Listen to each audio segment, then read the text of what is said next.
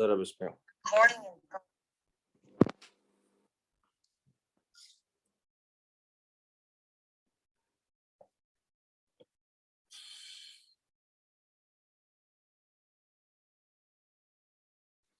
सुने।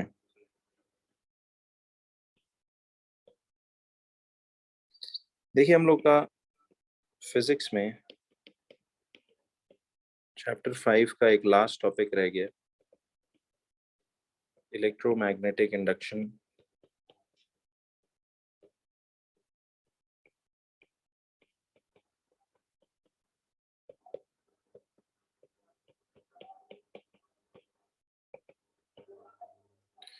इसमें जो लास्ट टॉपिक है हमारा दैट इज रिगार्डिंग ट्रांसफॉर्मर्स। ठीक है जी। तो कल हमने जनरेटर तक बातें पढ़ ली थी। ट्रांसफॉर्मर्स बच्चों एक छोटा सा टॉपिक है, विल डू इट अभी और फिर इसको हम मुकम्मल करने की इंशाल्लाह कोशिश करते हैं।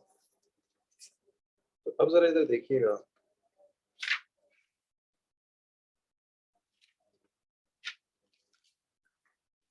देखिए ट्रांसफॉर्मर्स क्या चीज है।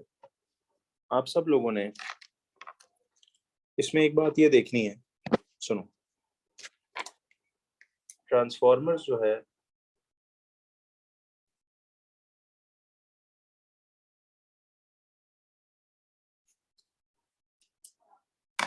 जरा देखिए, ट्रांसफॉर्मर्स का टॉपिक है बच्चों हमारा। तो ट्रांसफॉर्मर किसे कहते हैं? देखिए transformer is a device, transformer is a device which changes the level of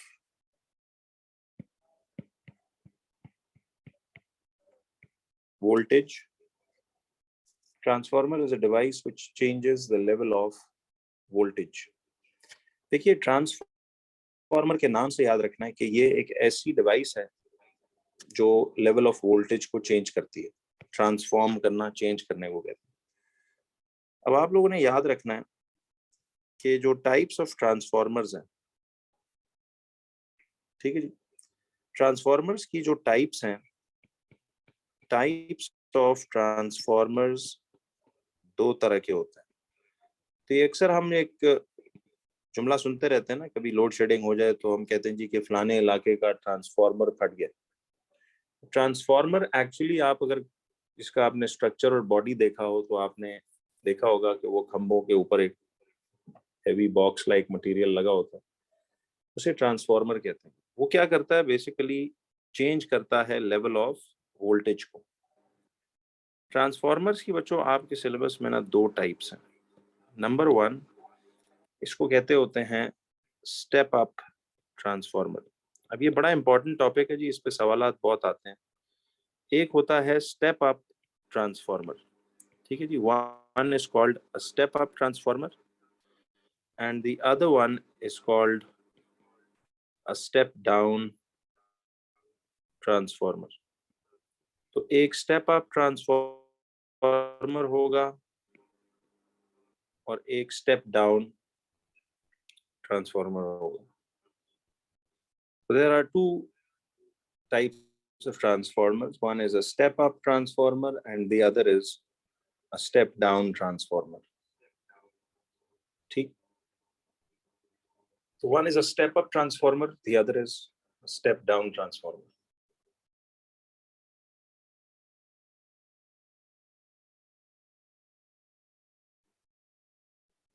क्यों बच्चों? जरा देखिए, अब स्टेप अप ट्रांसफॉर्मर किसको कहते हैं? देखो, स्टेप अप ट्रांसफॉर्मर नाम से लग रहा है ऐसा transformer which steps up the level of voltage, यानी which increases। ठीक है जी, स्टेप अप ट्रांसफॉर्मर क्या होता है? which increases the level of voltage, which increases the level of voltage। तो जो वोल्टेज का लेवल बढ़ा दे वो स्टेप अप ट्रांसफॉर्मर है। और स्टेप डाउन का मतलब है कि जो वो transformer which decreases the level of voltage, ठीक है जी, which decreases the level of voltage.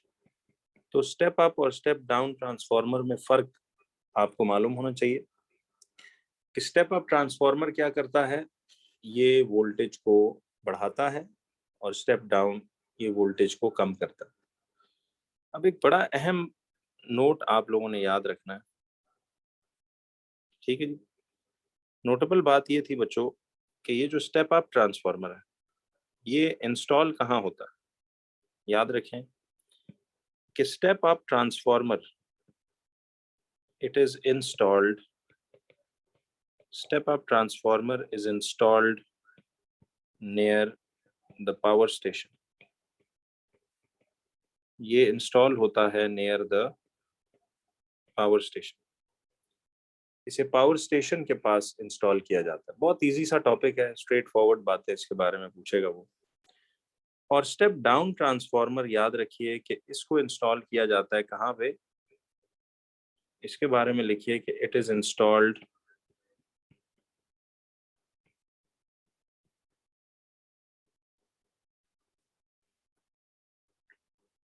Near consumption areas.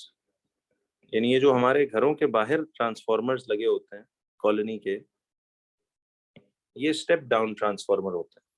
ये वोल्टेज को स्टेप डाउन यानी कम कर देते हैं। तो स्टेप अप और स्टेप डाउन ये आपको मालूम होने चाहिए, ठीक है जी। तो स्टेप अप ट्रांसफार्मर और स्टेप डाउन ट्रांसफार्मर का मीनिंग ये वाजे रखें, ठीक हो गया। तो अब आपको ये मालूम होना चाहिए बच्चों कि स्टेप अप ट्रांसफार्मर जो है वो पावर स्टेशंस के पास लगता है, क्योंकि देखें हम जब बिजली प्रोड्यूस कर रहे हैं तो हम चाहते हैं कि उसकी लेवल ऑफ वोल्टेज बढ़ाई जाए और फिर हाई वोल्टेज पे उसको तारों के जरिए कंजम्पशन एरियाज में पहुंचाया जाए। और स्टेप डाउन ट्रांसफार्मर का मकसद है कि फिर वो कॉलोनीज या कंजम्पशन एरियाज के बाहर इसलिए लगाया जाता है कि वो जो डैम से हाई वोल्टेज आ रही है उसको ये ट्रांसफार्मर लोअर करके हमारे घरों में भेजता है ताकि अप्लायंसेस उसको बर्दाश्त कर सकें, जले ना। इससे ये याद रहेगा कि कौन कहाँ इंस्टॉल होता है। अच्छा जी, एक चीज याद रखना बच्चों कि ट्रांसफार्मर का बेसिक वर्किंग प्रिंसिपल क्या है। यार आप लोग ना एक रिवीजन शीट बनाना जब ये ट्रांसफार्मर का टॉपिक हो। जी बताता हूँ इसका वजह कि हाई वोल्टेज क्यों बनाई जाती है। आप इसमें ना डीसी मोटर, एसी जनरेटर और ट्रांसफार्मर, इसकी एक कलेक्टिव रिवीजन शीट बनाना। उसमें सारा जो टॉपिक्स मैंने बताया उनका वर्किंग प्रिंसिपल्स, इनके structures and how they work, सब इसमें लिखना था। अच्छा जी, अब जरा देखिए कि what is the working principle of transformer. यानी जनरली ट्रांसफार्मर का वर्किंग मैकेनिज्म या प्रिंसिपल क्या है। देखिए ट्रांसफार्मर का वर्किंग प्रिंसिपल बच्चों ये है, आप पहले जरा इस जुमले को याद रखिए फिर मैं आपको इसको समझाता हूँ पूरी तरीके से। देखिए इसमें ना आपने ये स्टेटमेंट याद रखनी है कि due to the variation of the magnetic flux, due to the variation of the magnetic flux in the primary coil, due to the variation of the magnetic flux in the primary coil, an EMF is induced in the secondary coil,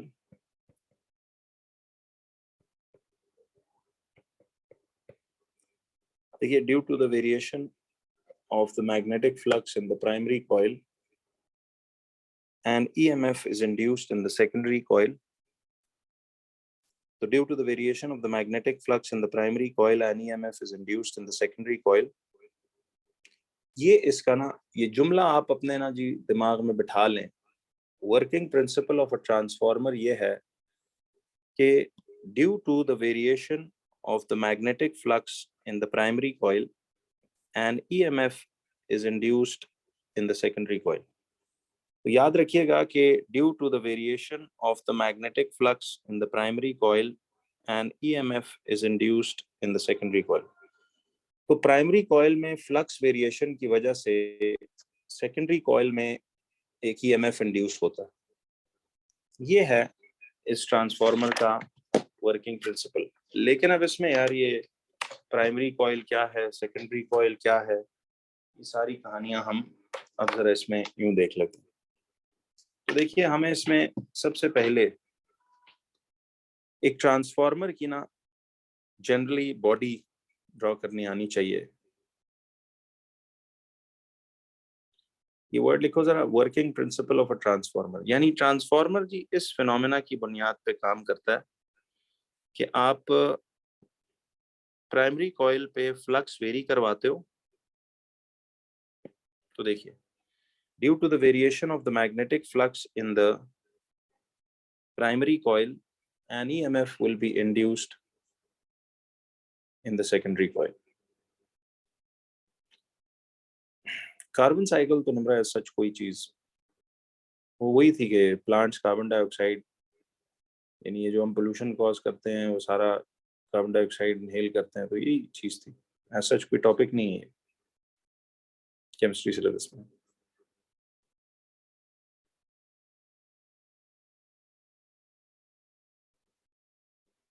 जी उसमें सारा खुद ही उसने बताया हुआ है कि क्या क्या बातें होनी, कर लेंगे बाहर। जी मैं वो रिकॉर्डिंग में ही फ्लेम टेस्ट और डिफ्यूजन का भी टॉपिक डाल दूंगा, तो वहां से देख लीजिएगा। सिंपल है, बस याद करना। अच्छा जी, तो अब आइए बच्चों, ये था इस तरह का। आप जरा आपको देखिए, अगर structure of a step up transformer बनाना हो, देखिए structure of a step up transformer कैसे बनता है। मैं आपको देखो स्टेप अप ट्रांसफार्मर बना के ना सिर्फ, जी ये तो एक छोटा सा क्वेश्चन आता है उसपे डिफ्यूजन में MR से ताल्लुक करके कि MR जितना गैस का ज्यादा होगा उतना रेट ऑफ डिफ्यूजन स्लो होगा, वो सारा हम देख लेंगे। जी मैं आ रहा हूँ, इस पे सिखाता हूँ। अब तक हमने ये लिखा है।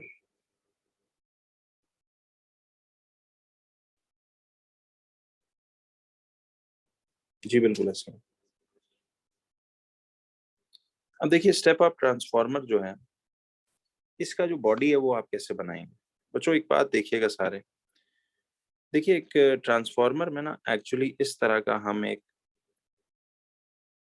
बॉडी इस तरह लेंगे, रेक्टेंगुलर सी, ठीक है। और इसके अंदर ना इस तरह से एक और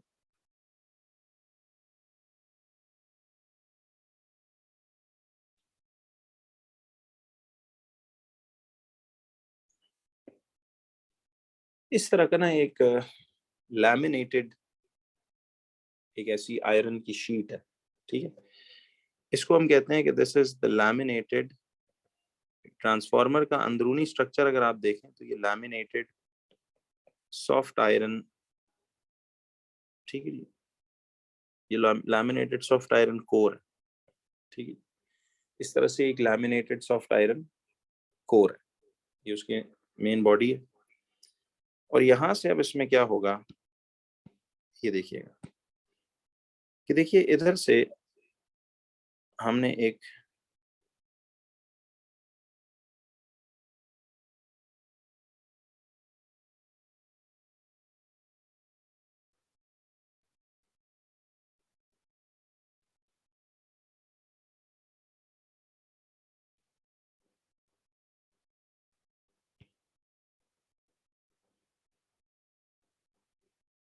ठीक है, ये हमारे पास एक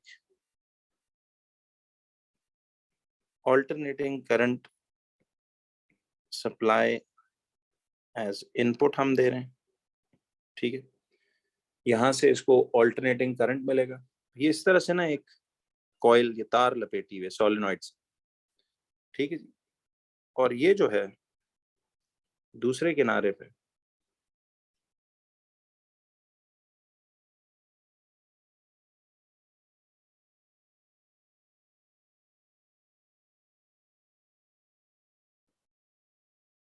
इस दूसरे किनारे पे ना जरा आप टर्न्स ज्यादा दिखाइएगा, ठीक है जी। ये टर्न्स आपने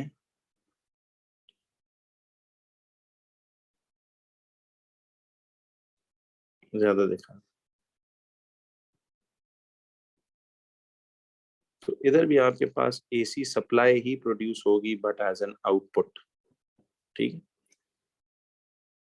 अब देखो बच्चों, ये जो स्टेप अप ट्रांसफॉर्मर है ना, स्टेप अप ट्रांसफॉर्मर की पहचान ये होती है, देखिए हम इसको कहते हैं, ये जो टर्न्स आपने दी, क्योंकि ये पहली कॉइल है तो इसको प्राइमरी कॉइल कहते हैं, ठीक है, you call it the primary coil. और ये जो सेकंड नंबर पे ये टर्न्स दिए हुए ये वाले, ठीक है, ये वाले टर्न्स प्राइमरी कॉइल के टर्न्स हैं, और ये वाले जो हैं इनको हम कहते हैं सेकेंडरी कॉइल। यानी सेकंड नंबर पे है तो इसको हम सेकेंडरी कॉइल कह लेते हैं। तो एक को हम प्राइमरी कॉइल कहेंगे और एक को हम सेकेंडरी कॉइल यूं कहेंगे।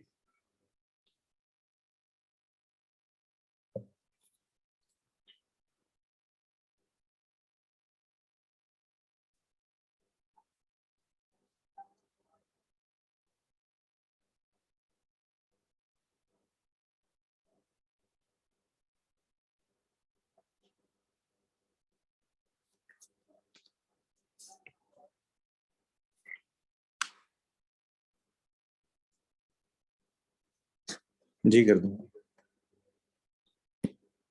तो देखिए यहाँ पे आपके पास ये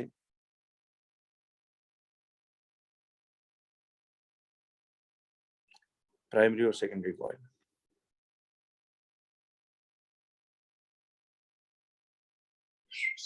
ठीक है। अच्छा, तो ये एक तरफ प्राइमरी कॉइल है और एक तरफ सेकेंडरी कॉइल है। तो अब जरा ये प्राइमरी सेकेंडरी की तो बात ऐसे हो गई।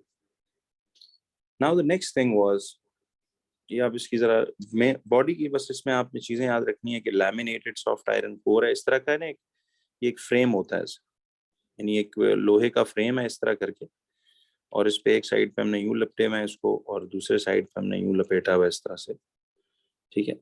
तो ये प्राइमरी कॉइल है जो पहले नंबर पे है, दूसरे नंबर पे वो सेकेंडरी कॉइल है। अब स्टेप अप और स्टेप डाउन के ना सिर्फ आपने जो नोटेबल बात याद रखनी है वो क्या है,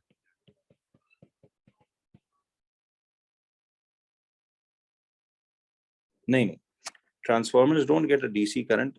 ट्रांसफॉर्मर्स में याद रखिएगा इनपुट भी ऑल्टरनेटिंग करंट होगा और आउटपुट भी ऑल्टरनेटिंग करंट टाइप ही निकलेगा, ठीक है। इसीलिए तो हमारे घरों में भी एसी सप्लाई ही आती है, याद, डैम में भी ऑल्टरनेटिंग करंट बनता है और उधर भी हमारे ये आता है।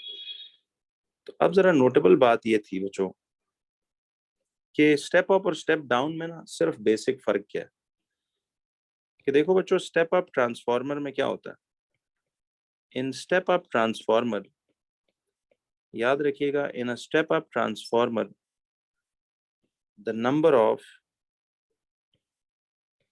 टर्न्स, यानी ये जो आपने कॉइल की टर्न्स दी हुई है, the number of turns of the secondary coil, the number of turns of the secondary coil are greater, step up में number of turns of the secondary coil are greater than the number of turns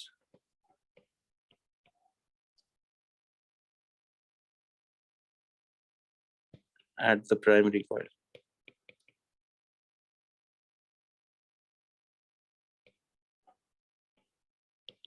ठीक है जी। तो step up transformer में याद रखिएगा, जी ठीक है। तो स्टेप अप ट्रांसफार्मर में क्या होता है बच्चों, याद रखिएगा कि इसमें the number of turns of the secondary coil are greater than the number of turns of the primary coil। अब जरा मुझे ये बताओ,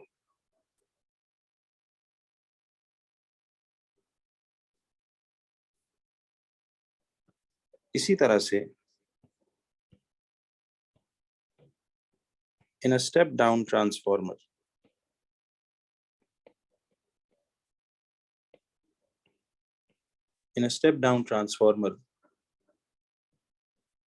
the number of turns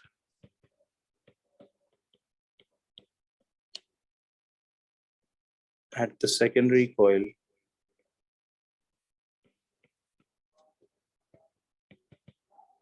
तो in a step down transformer याद रखिए कि the number of turns at the secondary coil will be in a step down transformer the number of turns at the secondary coil will be lesser than the turns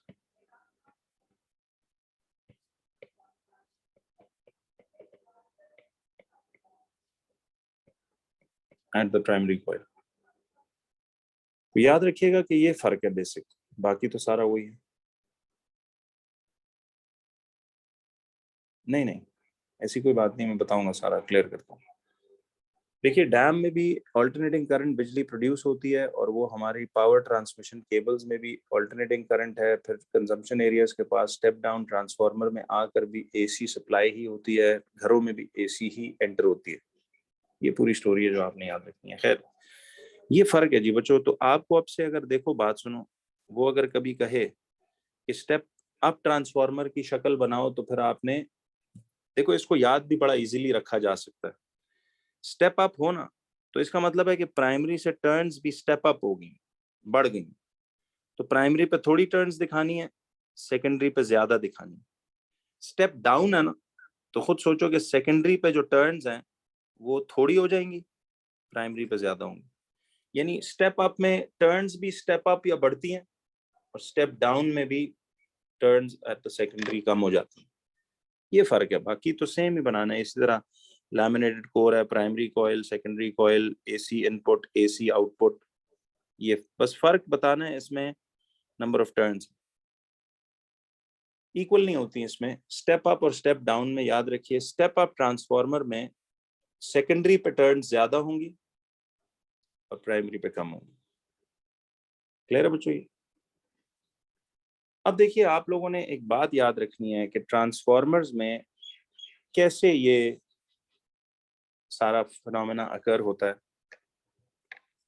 एक बड़ी सीधी सी बात है बच्चों। वैसे do you think I need to draw this step down transformer? याद रहेगा ना कि यही सेम, ये लेबलिंग्स याद रखनी है। लैमिनेटेड कोर है, ये प्राइमरी कॉइल है, ये सेकेंडरी कॉइल है, AC input, AC output. Step up में आपने सिर्फ प्राइमरी पे थोड़ी और सेकेंडरी पे टर्न्स ज्यादा दिखानी है, जैसे यहाँ दिखाई। अब स्टेप डाउन में क्या होगा कि सेकेंडरी वाली की टर्न्स आप थोड़ी कर देना, प्राइमरी पे टर्न्स ज्यादा दिखा देना। ठीक है, अब आ जाइए कि इस ट्रांसफार्मर का ना जी एक छोटा सा एक पहले फॉर्मूला पढ़ लेते हैं, फिर मैं आपको इसका बताता हूँ कि कैसे इसके क्वेश्चंस आते हैं और हमने इसको कैसे करना है। जरा ये देखिए, फॉर्मूला ऑफ ट्रांसफार्मर्स। तो ये इस चैप्टर का बिल्कुल अब लास्ट पॉइंट पे मैं आने वाला हूँ कि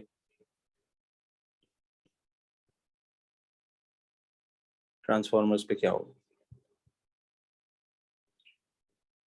तो आपको इनकी स्ट्रक्चर मेकिंग वो पूछता है अक्सर, और एक डायरेक्ट इसका ना जी आप एक फॉर्मूला याद करें।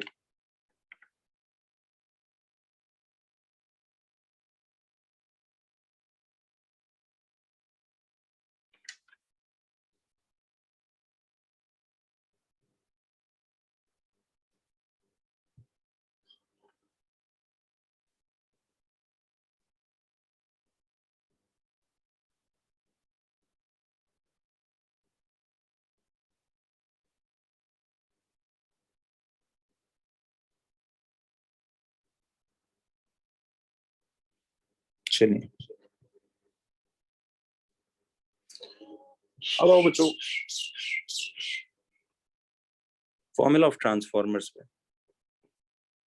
देखिए ट्रांसफार्मर्स के लिए ना एक फॉर्मूला आप लोगों ने याद रखना है कि it is V S over V P equal to N S over N P. Equal to IP over IS। ये फॉर्मूला कैसे बना, इसके प्रूफ पे जाने की जरूरत नहीं है, हम डायरेक्ट इसको याद रख लेते हैं कि देखिए कि फॉर्मूला ऑफ ट्रांसफॉर्मर्स में VS ओवर VP। अब देखिए इसमें ये जिधर जिधर भी S का वर्ड आ रहा है ना सबस्क्रिप्ट में, जैसे VS stands for voltage at the secondary coil, ठीक है जी। VS मतलब voltage at the secondary coil, ठीक है जी। VP क्या होगा? VP is voltage at the primary coil, ठीक। फिर इसी में ये जो NS है, N का लफ्ज stands for number of turns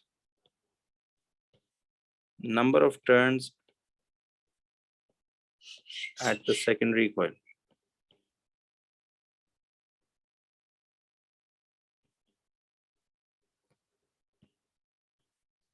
और NP है number of turns at the primary coil, ठीक है, number of turns at the primary coil। और IP है electric current at the primary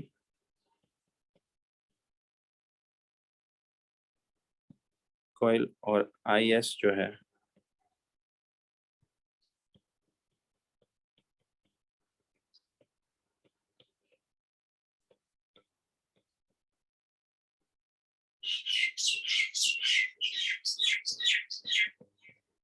electric current at the secondary coil. ये इनकी abbreviations हैं, यानी कहने का मकसद ये है कि ये देखो, ये जो V है वोल्टेज के लिए है, N नंबर ऑफ टर्न्स के लिए है, I करंट के लिए, S इसमें सेकेंडरी है, P इसमें प्राइमरी है। तो NS is number of turns at the secondary, NP is number of turns at the primary, IP is current at the primary, IS is current at the secondary, VS is voltage at the secondary, VP is voltage at the primary, ठीक है जी। तो ये इसके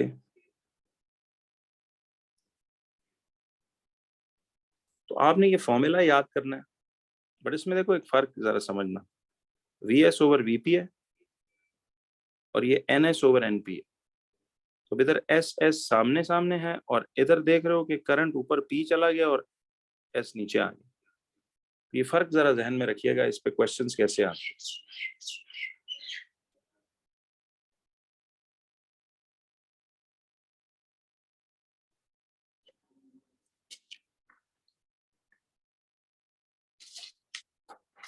इसमें जाहिर है अब आपको देखिए इस फॉर्मूला में आपको कभी ये कॉम्बो यूज करना पड़ेगा, तो इन 4 बातों में से उसने आपको 3 बातें दी होंगी, चौथी ढूंढनी होगी। कभी ये कॉम्बो ढूंढना पड़ेगा, तो इनमें से आपको 4 बातों में से कोई सी 3 ढूंढनी पड़ेगी। कभी ये 2 कॉम्बोज यूज होंगे, इसका और इसका, ठीक है। बहरहाल जो भी है, आपको ये फॉर्मूला इसका याद रखना है। देखिए बच्चों, इस पे मैं आपको एक क्वेश्चन बताता हूँ, बहुत सिंपल सा एक सवाल है, देखिएगा। तो देखिए इस पे जो क्वेश्चंस की MCQ थ्योरी की टाइप्स आती हैं, आपको ये फॉर्मूला याद होना चाहिए। तो वो कहता है कि ट्रांसफॉर्मर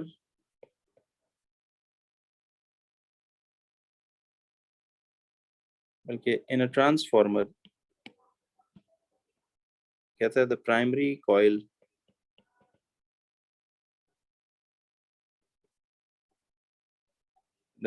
कॉइल has 600 turns, ठीक है। Primary coil has 600 turns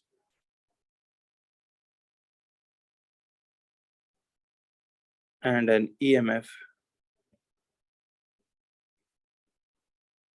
of 200 volts।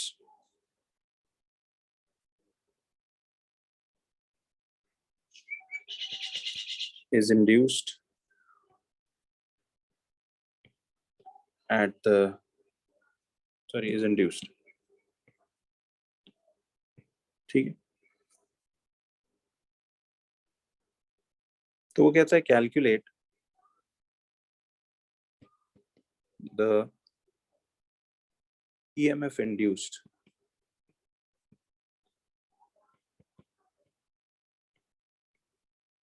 calculate the EMF induced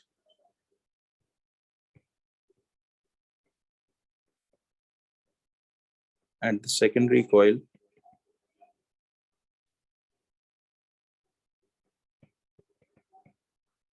if it has 1200 turns। तो ये सवाल अब कैसे करेंगे हम?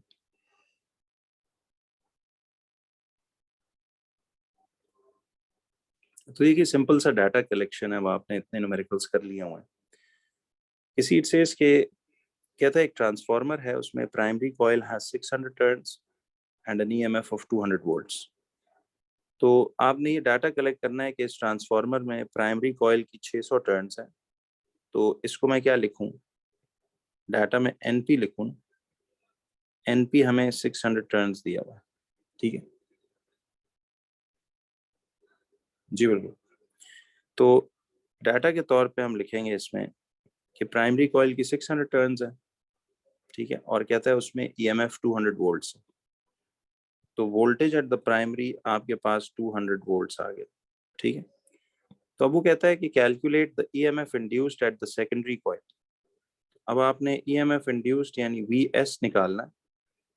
EMF induced at the secondary coil कहता है इफ इट हैज 1200 टर्न्स। तो इसका मतलब है कि एनएस जो होगा आपके पास 1200 टर्न्स आ जाएगा, ठीक। ये आप डाटा कलेक्ट कर लेंगे इसमें सिंपली के एक ट्रांसफार्मर है, कहता है उसमें primary coil has 600 turns, EMF 200 volts है। तो प्राइमरी की 600 टर्न्स हैं और वोल्टेज 200 है। कहता है calculate the EMF induced at the secondary coil if it has 1200 turns. तो टर्न्स एनएस यानी number of turns at the secondary जो है एनएस 1200 हो गया, और हमने ईएमएफ उस पर ढूंढनी है, तो वीएस हमने यानी तलाश करना जी। आता है नॉर्मली 3 मार्क्स का, या एमसीक्यू में तो 1 मार्क होगा, बट थ्योरी में नॉर्मली 3 मार्क्स 2-3 मार्क्स होगा, चलो 2 मार्क्स। अब आपने इसमें देखिए क्या फॉर्मूला लिखना था, ये याद करना है, VS over VP equal NS over NP. तो उसमें से सिर्फ इतना पोर्शन आप यूज कर लेंगे, ठीक है। अब आप देखिए वीएस आपके पास फाइंड करना था हमने ओवर, तो देखिए ये वीएस हमने फाइंड करना है, ये गिवन नहीं है, ओवर वीपी कितना है, ये 200 वोल्ट्स है। तो अब आप देखिए कि वीपी आ रहा है 200 वोल्ट्स इक्वल टू एनएस कितना है, ये number of turns the secondary कितने हैं जी, ये 200 टर्न्स है, सॉरी 1200 है, ओवर एनपी कितना है, टर्न्स ऑफ द प्राइमरी 600 है, तो ये आप इस तरह लिख देंगे, ठीक है जी। तो आंसर कितना आया, बाकी तो अब आपको इजी है, क्रॉस मल्टीप्लाई करेंगे तो वी एस इक्वल टू ये आएगा 200 इंटू 1200 अपॉन 600, तो ये कितना बन जाएगा, ये आएगा 400 वोल्ट्स। इसका मतलब है सेकेंडरी पे वोल्टेज 400 वोल्ट्स। अच्छा, अब मुझे एक बात बताइए बच्चों, देखिए आपके पास, वैसे एक बात पूछ रहा हूँ कि वोल्टेज एट द प्राइमरी थी 200 वोल्ट्स, क्वेश्चन में दी हुई थी ना, और वोल्टेज एट द सेकेंडरी अभी ये निकली आपके पास 400 वोल्ट्स। तो ये किस किस्म का एक ट्रांसफार्मर है, स्टेप अप है या स्टेप डाउन? बोलिए जी, दिस इज स्टेप अप। वजह कि देखिए वोल्टेज का वैल्यू प्राइमरी से बढ़कर सेकेंडरी पे ज्यादा वोल्टेज आ गई। तो ये इसके तो देखिए बेसिकली कुछ फॉर्मूला याद होगा, तो फिर डाटा कलेक्ट करके 3 बातों में से चौथी बात फाइंड करनी होगी, तो कर लोगे। न्यूमेरिकल्स तो इसके इसी टाइप के एमसीक्यू थ्योरी में आपको अब आते रहेंगे, तो ये हम ईयरलीज में इंशाल्लाह फिर और डिस्कस भी करेंगे। एक छोटी सी बात सिर्फ मैं आपको वापस लाता हूँ, जो लास्ट बात आज की ये समझनी है। ये जो वर्किंग प्रिंसिपल मैंने ट्रांसफार्मर का आपको लिखवाया, देखिए वैसे तो आपको जब भी वो पूछेगा ना कि जी how does a transformer work, ये उस एफएक्यू का जवाब भी है। तो आपने उसमें ये बोलना है कि जी due to the variation of the magnetic flux in the primary coil and EMF is induced in the secondary coil. ये वही पहला केस है, लेकिन इसमें अब क्या हो रहा है, जरा इस चीज को जरा ओरली आपने सिर्फ समझना है। ट्रांसफार्मर्स के बारे में बस यही तफसीलात बेसिक सी आती हैं, इनमें कोई इतना मुश्किल काम नहीं है। तो आप लोगों ने एक चीज ये देखनी है जी, मैग्नेटिक फ्लक्स तो याद है वो number of magnetic field lines passing through the cross sectional area of the coil, flux उसी को कहते थे ना। तो अब जरा देखो बच्चों सारे, देखें मुझे एक बात बताइए, ये सिर्फ ओरली ना सुनने वाली बात है, इसको जरा आप समझ लीजिए। मुझे बताओ कि ये जो आपने इधर से ट्रांसफार्मर को एक सप्लाई की टाइप दी हुई है, इनपुट सप्लाई किस टाइप की आप दे रहे हो? ऑल्टरनेटिंग करंट सप्लाई दे रहे हो, यानी हम ऑल्टरनेटिंग करंट दे रहे हैं। अच्छा अब सुनना जरा, ऑल्टरनेटिंग करंट देखिए एक दफा तो वो यूं जाएगा क्लॉकवाइज में, देखिए ऑल्टरनेटिंग करंट एक दफा यूं क्लॉकवाइज घूमता है, तो अगले ही लम्हे ये अपना डायरेक्शन यूं क्या कर लेता है, बदल देता है, तो ये एंटी क्लॉकवाइज हो जाएगा। ऑल्टरनेटिंग करंट का मकसद ये है कि ये एक दफा यहाँ से बच्चों क्लॉकवाइज घूमेगा कॉइल में, और अगले ही लम्हे ये घूमकर रिवर्स होके एंटी क्लॉकवाइज हो जाएगा। तो एक दफा वो क्लॉकवाइज घूमता है और एक दफा एंटी क्लॉकवाइज घूमेगा। मुझे जरा बताओ कि देखो जब आपका करंट एक दफा क्लॉक घूम रहा है और एक दफा एंटी क्लॉकवाइज घूम रहा है, तो इसकी वजह से क्या इस प्राइमरी कॉइल पे मैग्नेटिक फ्लक्स की वेरिएशन होगी कि नहीं, या फ्लक्स कांस्टेंट रहेगा? बोलो। देखो जब करंट अपनी डायरेक्शन बदल रहा है तो मैग्नेटिक फ्लक्स की वेरिएशन अकर होगी। तो आपने याद रखना है कि प्राइमरी कॉइल पे मैग्नेटिक फ्लक्स के वेरी करने की वजह से, क्योंकि देखो ऑल्टरनेटिंग करंट सप्लाई है, तो जब करंट एक दफा इस तरफ आ रहा है तो फ्लक्स जो है सपोज किसी एक तरफ इसमें वो हो रहा होगा, जब करंट रिवर्स होता है तो मैग्नेटिक फ्लक्स की डायरेक्शन भी रिवर्स नहीं हो जाती। तो प्राइमरी कॉइल पे मैग्नेटिक फ्लक्स की वेरिएशन की वजह से इस सेकेंडरी कॉइल पर भी बार बार फ्लक्स क्या कर रहा होता है, वेरी कर रहा होता है। और इसी flux variation at the secondary की वजह से, देखें जब भी एक सोलेनॉइड में फ्लक्स वेरी करेगा तो हमने क्या पढ़ा था कि इस क्लोज लूप और सर्किट में एक ईएमएफ जागेगा कि नहीं। तो प्राइमरी कॉइल पे फ्लक्स वेरिएशन की वजह से इस सेकेंडरी कॉइल में भी फ्लक्स वेरी करता है, और उस flux variation in the secondary coil की वजह से फिर उसमें एक ईएमएफ जाती है। ठीक है जी। अच्छा इसमें अब मैं आपको एक छोटी सी बात बताता हूँ कि ये जो इटसेल्फ ये जो पूरी ब्रांच बन रही, क्या बच्चों यही यार आपका इधर एक्ट नहीं कर रहा as a bar magnet now? देखो ये, क्या ये पोर्शन ऑफ दिस ट्रांसफॉर्मर, क्या अब यही as a bar magnet behave नहीं कर रहा? कि देखें जब करंट की डायरेक्शन, इसमें जरा गौर से देखना, जब करंट यूं जा रहा है तो मुझे एक बात बताओ, करंट यूं जाता जा रहा है, ये एक साइकिल है उसका, ठीक है, क्लॉकवाइज यहाँ से यूं जा रहा है, तो इसका मतलब है राइट हैंड रूल इस पे लगाओ, तो उंगलियों को अगर आप इस डायरेक्शन में रख लें, राइट हैंड रूल लगाए उंगलियों को इस डायरेक्शन में रखें, तो नॉर्थ पोल इधर इंड्यूस होगा और साउथ पोल इधर इंड्यूस होगा। क्या ख्याल कि जब करंट क्लॉकवाइज जा रहा था तो नॉर्थ ऊपर और साउथ नीचे इंड्यूस हो गया? यस। अब मुझे बताओ कि जैसे ही करंट अपनी डायरेक्शन चेंज करके अब इस तरफ जाएगा, तो in frontal part of the coils में करंट रिवर्स होने से क्या हुआ कि अब राइट हैंड रूल लगाओ तो नॉर्थ पोल नीचे और साउथ पोल ऊपर नहीं चला गया। तो क्या ख्याल है, मुझे बताएं, राइट हैंड रूल्स लगाने तो अब आते हैं ना। तो देखिए इसका मतलब ये हुआ कि एक दफा नॉर्थ इधर एक दफा साउथ इधर होगा। जब करंट मिसाल यूं आ रहा था, क्लॉकवाइज आ रहा था, तो नॉर्थ ऊपर था साउथ नीचे बन रहा था। जैसे ही करंट्स रिवर्स हुए तो क्या पोलैरिटी भी इनकी रिवर्स नहीं हो जाएगी, नॉर्थ इधर और साउथ इधर? ये तो हर साइकिल में देखो, करंट जब क्लॉकवाइज आ रहा है तो नॉर्थ इधर था, सपोज साउथ इधर था, फिर जब करंट एंटी क्लॉकवाइज हुआ तो अब नॉर्थ नीचे आ गया, साउथ ऊपर चला गया। तो क्या प्राइमरी कॉइल पे मुसलसल फ्लक्स वेरिएशन नहीं होगी? क्या ख्याल? तो जब प्राइमरी कॉइल पे इधर मैग्नेटिक फ्लक्स वेरी करेगा तो ये एक आयरन के बॉडी के थ्रू इस सेकेंडरी कॉइल से भी तो जुड़ा हुआ, तो इस सेकेंडरी कॉइल में भी उसकी वजह से फ्लक्स की वेरिएशन अकर होगी। और जब सेकेंडरी कॉइल में भी फ्लक्स वेरी करेगा due to the variation of the flux at the primary, तो फिर सेकेंडरी कॉइल में भी देखो हर थोड़ी देर बाद इधर नॉर्थ इधर साउथ, फिर इधर नॉर्थ इधर साउथ, फिर इधर नॉर्थ इधर साउथ, तो ये स्विच होते रहेंगे, और इसी वजह से इस सेकेंडरी कॉइल पे भी ईएमएफ इंड्यूस होगा, और ये वो ऑल्टरनेटिंग करंट सप्लाई आउटपुट यहाँ से प्रोड्यूस करेगा। तो आप एक छोटा सा लास्ट नोट इस तरह लिख लीजिए ताकि आपको इसका वर्किंग प्रिंसिपल फाइनली क्लियर हो। तो आप लोग लिखेंगे कि जी ड्यू टू द, देखें due to the alternating current input supply, due to the alternating current input supply, जी बिल्कुल ऐसे ही। तो due to the alternating current input supply, there is a variation, या change of magnetic flux. There is a variation or change of magnetic flux at the primary coil. At the primary coil, due to which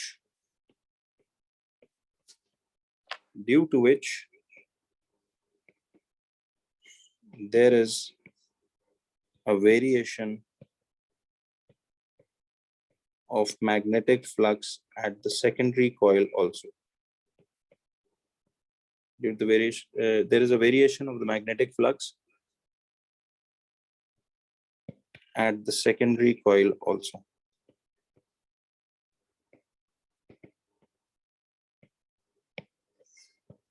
As a result of this variation of the flux, as a result of this variation of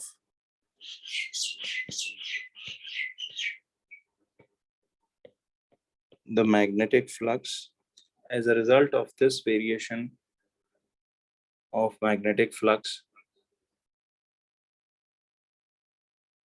and EMF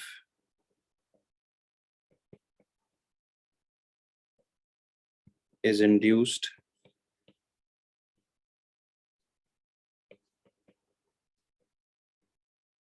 at the secondary coil.